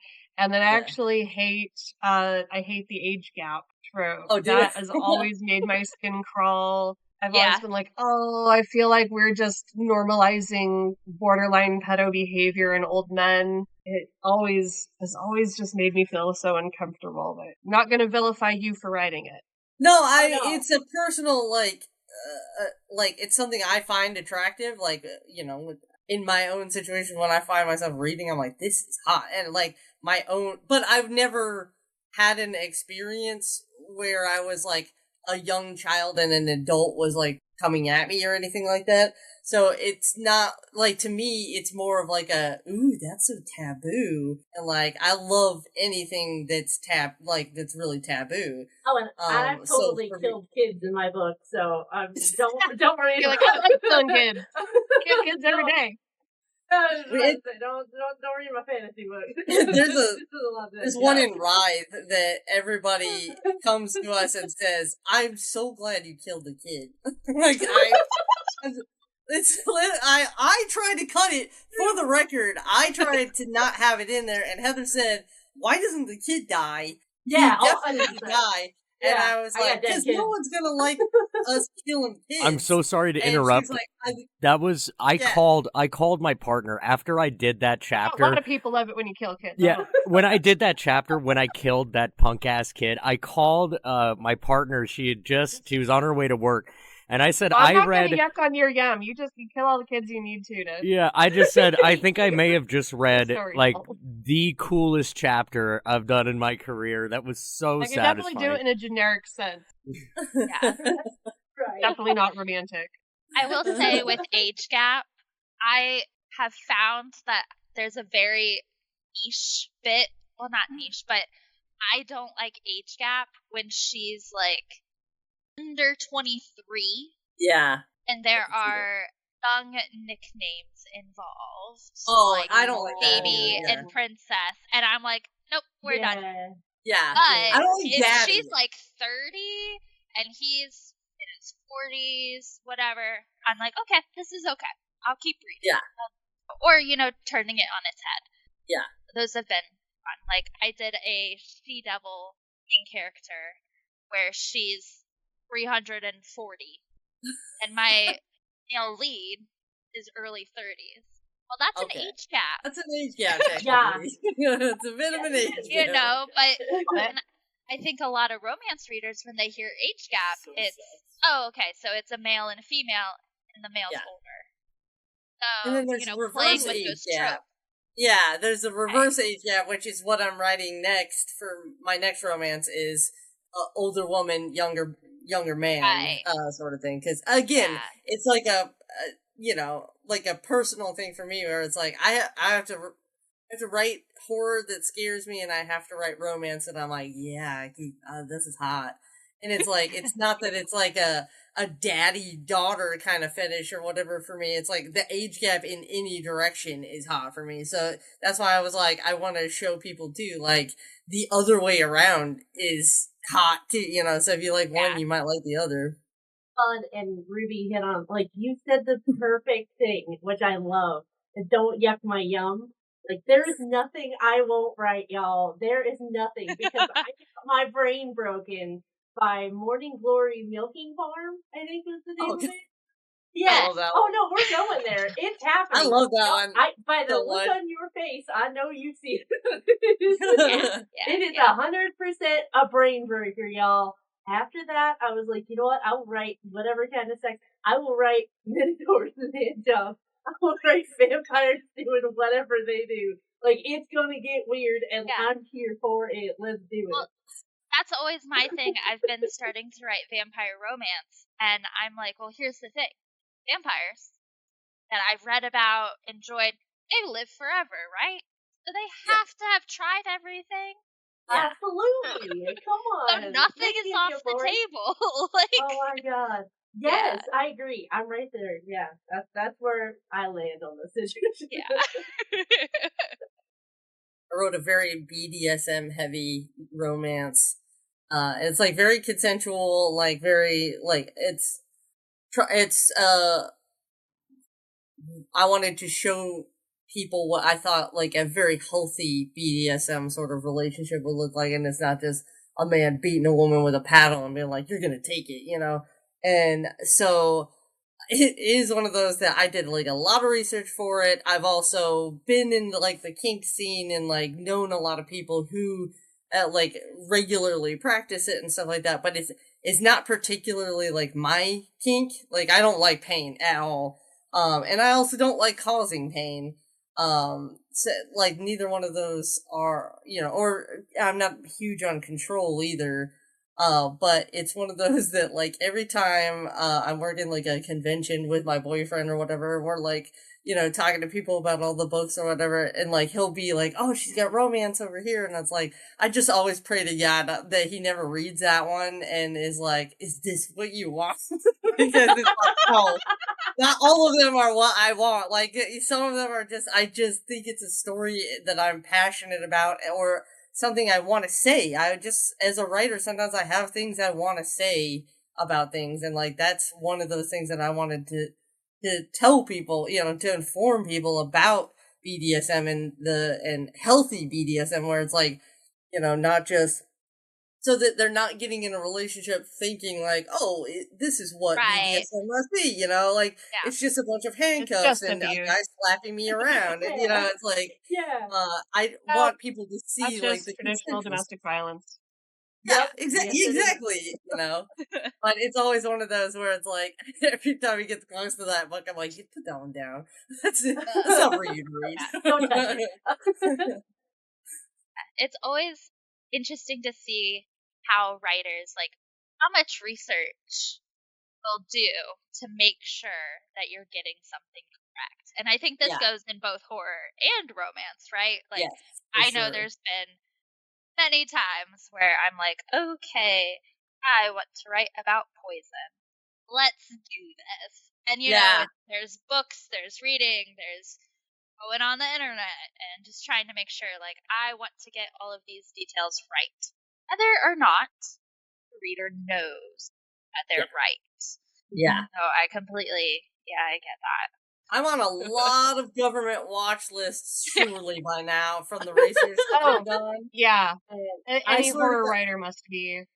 yeah, and I swear to God, if Oh. I ever end up in one of those situations on, like you see on 2020, where like my boyfriend goes missing, and they go to the girlfriend first, and they get a warrant from my computer, and they start looking at my search history, they're gonna be like, it's far worse than we ever thought, and it's like there's gonna have Serial been killer. something 3 years ago that was damning, Oh. absolutely damning, or whatever. Like, along with like random stuff, like how does one make bathtub meth, and like all these like random things that I write about my stories. But it's like, I'm not doing these things, but Yeah. like I want to like understand the process, so I'm not like, a magical meth fairy came down from the sky and laid a bag of meth in their bathtub. It's like, because I don't know, I've never made it Like before, the so tooth fairy, but the opposite.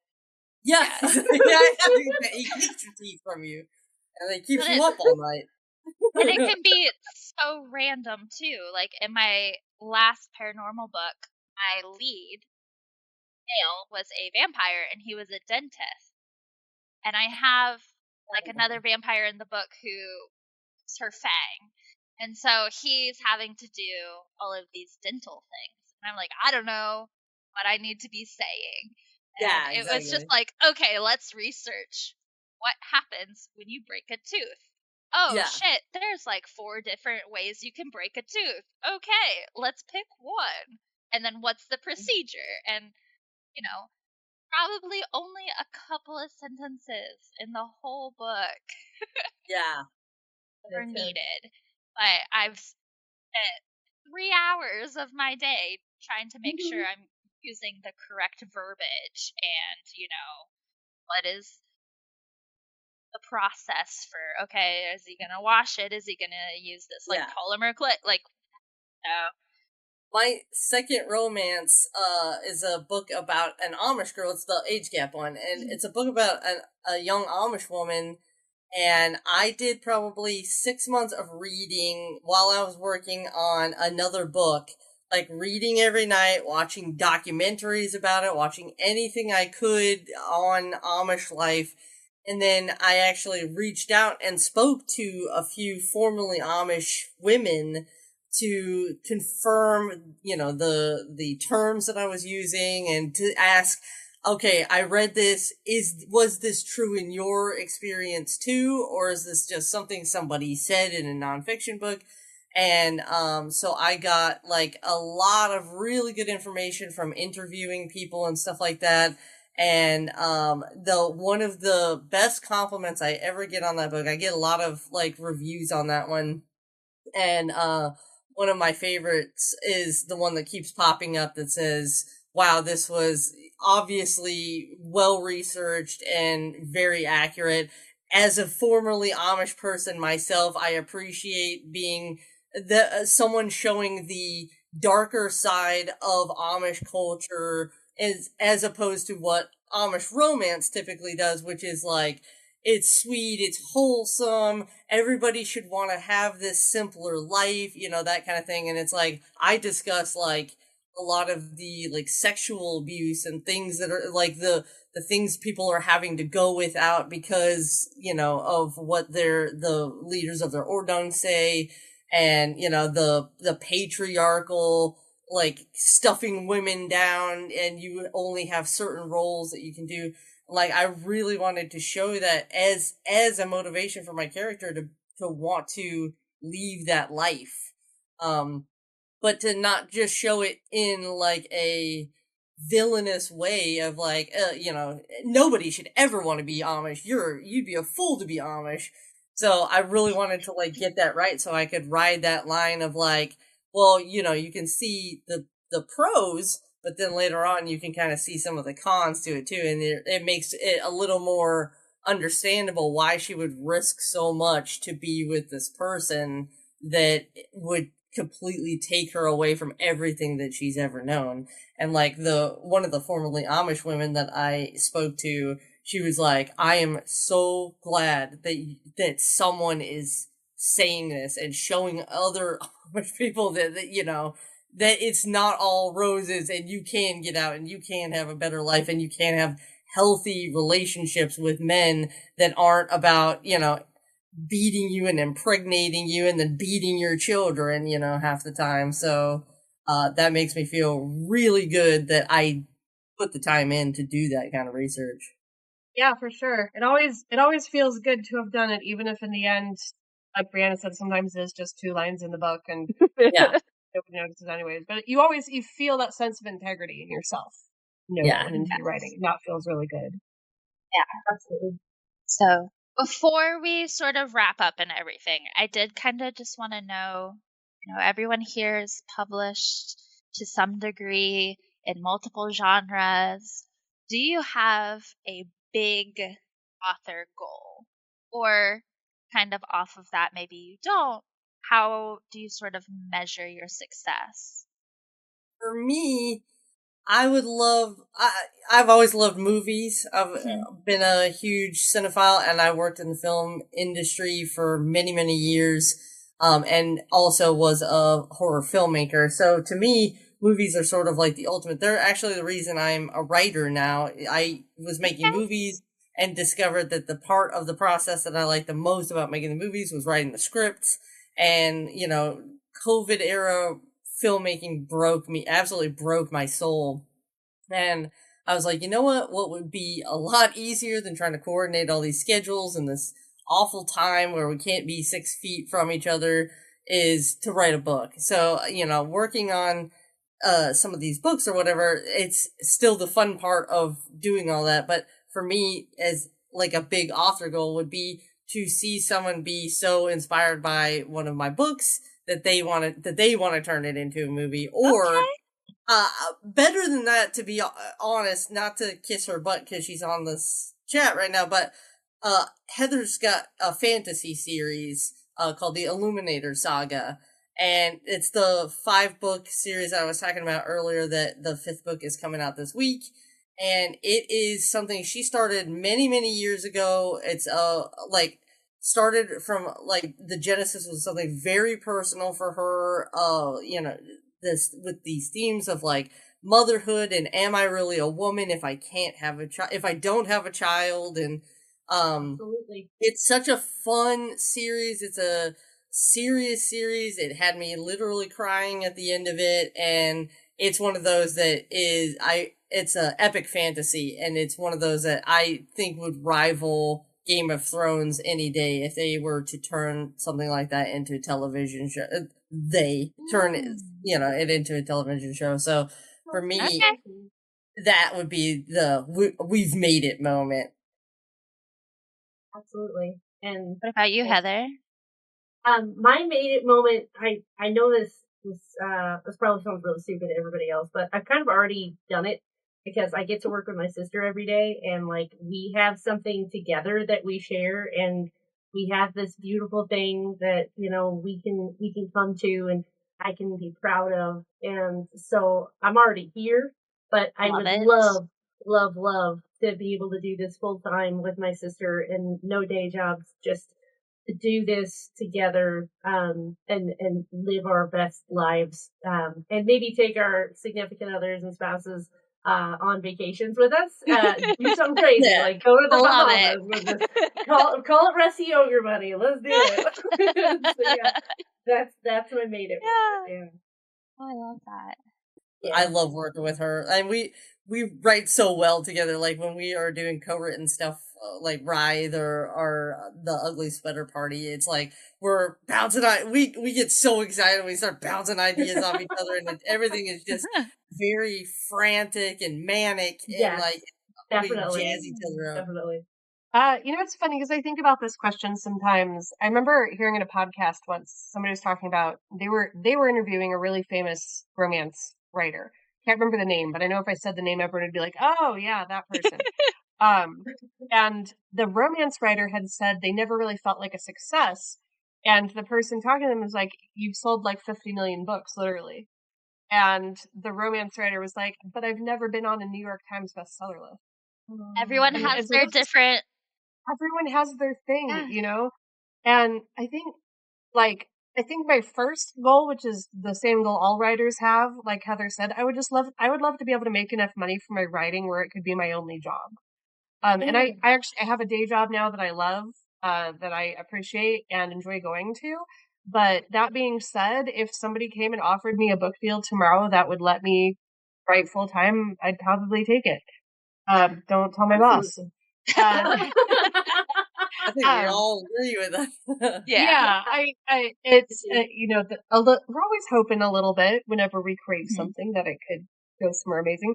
But like really, I think the really big mark of success to me would probably be having a movie made out of one of my pieces of work. I think that to me would make me feel extremely accomplished. Yeah. For me, I had a moment of, oh shit, I guess I am an author.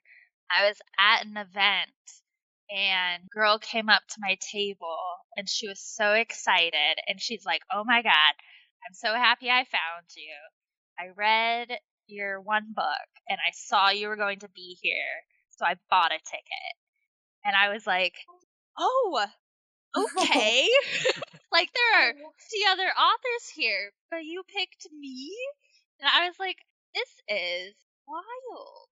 And it had never been passing thought of this is going to happen to me. Someone's going to come to an event just to see me. And that moment happened and kind of went, okay, like where do I go from here?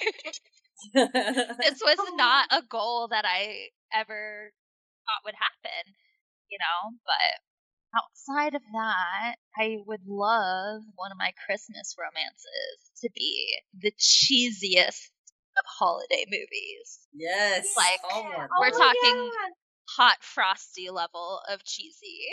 Yeah, let's go. Like, that is so what I want. cheese it becomes a drinking movie. Yes.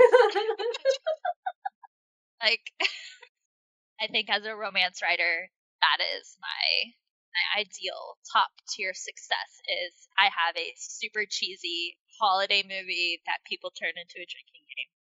I love that. That is They're awesome. so popular, those like Hallmark movies and stuff. I used to work on so many big TV shows, like huge multi-million-dollar budget, TV shows and movies. And then when my friend's sister, like I remember being at a party with my friend's sister, and she was like, "You've worked on a Hallmark movie?" It's like, yeah, that's kind of a gross thing in our industry. That's like a mark. That's like a black mark on your soul. Like if you worked any of those, Like it's I like did we it for don't. money. It's not in my Yeah, business.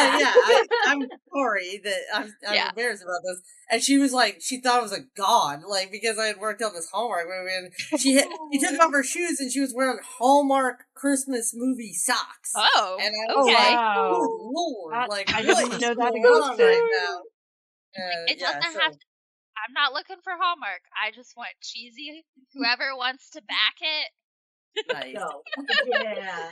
But Well, maybe we can work something out with Halloween and Brianna, and we can have the most B-movie Christmas romance ever. Yeah. That'd be awesome. Oh. I love that. I want to say thank you all for spending a couple hours on here. I know we're in multiple time zones, and it's always fun to kind of see the ways genres overlap or how they don't, and just getting a kind of a peek at behind the scenes for authors. And everyone has a completely different process and what they like, what they don't like, all of that. But I just wanted to go around and repeat your name and where we can find you, or also what you're working on. I know Heather has a release that's coming out. We are recording this in May. Whether or not you are listening to it next month or this is a July thing, we're not sure yet. So you can talk about a current or recent release. Just know that our listeners are in the future. So, Erica, if you want to start. Sure. So my name is Erica Summers. It is also Odessa Alba and Trixie Fairdale, depending on what genre you read. Currently, I have been editing the last book for Heather's Illuminator Saga series called Legacy. It's book 5. But Heather and I are about to start a co-writing sprint for a new cozy mystery series that we are co-writing together, which I'm very excited about. We have been bouncing ideas off each other for a little while, and we have barely even scratched the surface. And I'm so excited because our humor is almost identical, and this is going to be a very humorous series. So I think it's going to be like lightning in a bottle. It's going to be so much fun because we're going to be off to the races pretty soon with that. And then as side projects, we are also currently working on a horror collection of hers and my short stories. So I'm very excited for that. That one should come out, I believe, in September. So we're trying to get it out and circulating by spooky season. And that one is called Crimson Dawn. And that one's gonna be a lot of fun. It's a lot of really cool short stories that we've got coming for you for that one. And then as far as my next romance, I've got it outlined, but I haven't started writing it just yet. That one is the 4th book in my New England Billionaires series, and it is called Honey. And it's a reverse age gap, older woman, younger man, with a lot of really fun small tropes like hidden throughout, and I'm already very, very excited to write that one. And then I also have another book, the 3rd book in my Uma Blanchard Cozy Mystery series coming out later this year as well. It's called Death of a Po' Boy. So that's what I'm working on. I'm so excited. And Heather? Well, she covered a bunch of them. Lots of co-writing is going on. But we also are getting ready, like she said, to release Legacy, which is the 5th and final book of the Illuminator Saga series. That is written under Heather Whol. I also have H.M. Whol as a pen name, and I also have Aurora Alba. Aurora Alba is my romance. So, if you are interested in taking a look at any of those are the names, and I think that, it's going to be a very productive year for Rusty Ogre. I hope you just keep an eye on the company, as we'll have stuff flying off of our shelves pretty quick. You've also got a 3rd book in your Man-Made series coming out later this year called Made for You. So Made for You. It's going to be an that'll awesome, probably be exciting time. Yeah. Yes. Yes, I'm looking forward to everybody getting to share in that one. That one's going to be about a man who's obtuse and a woman who has a history of sexual assault. So we're going to see how we can make some love and make sure everybody falls in love. Two completely unrealistic characters. Yeah, exactly. I can't suspend disbelief long enough to read that. I don't blame you. It's okay. Yes, all right. Yeah. Well, and so Ruby. I am Ruby Rains. Rains spelled Raines. And you can find me online at Ruby Rains Writes. I am working on a trilogy that right now I'm referring to as the Blue Blood trilogy, and it centers around a witch who runs a blueberry farm and has a curse go wrong, resulting in her and the person she was supposed to have cursed being bound together. I am so excited to read this. I'm so excited to finish it. I'm your host, Brianna Malotke. I'm pretty much Brianna Malotke on any platform. My website's Malotke Writes. And I have just finished my sort of horror romance poetry collection that is very much, not quite sure how to describe it, but it is a lot of kink is involved. There's some religious themes. There's a list of trigger warnings on the back cover. And it'll be out at the end of June, and I'm very excited about it. So. Yay! Congratulations. That's huge. Thank you. Yeah. So thank you all for being here, and thank you to all of our listeners for being a part of the Halloween Horror Pod.